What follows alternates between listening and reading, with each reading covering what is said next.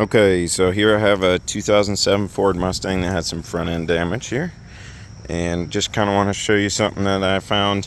It has a little bit of metal here that's a little bit of bent out of shape, and this piece right in here was bent in just slightly.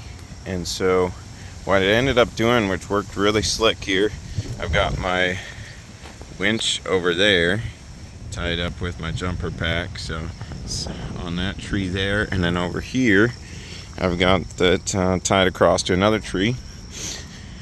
And what I found, I wasn't sure if this would work, but I'm impressed. With the Vise-Grips here, I was able to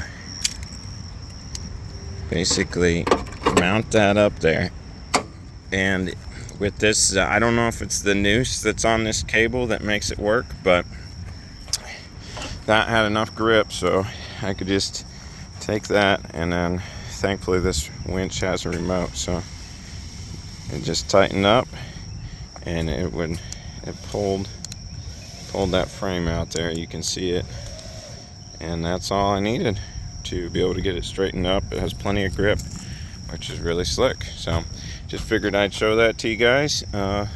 Hopefully it's helpful for you. Save yourself some time, maybe money at a frame shop. Have a great day.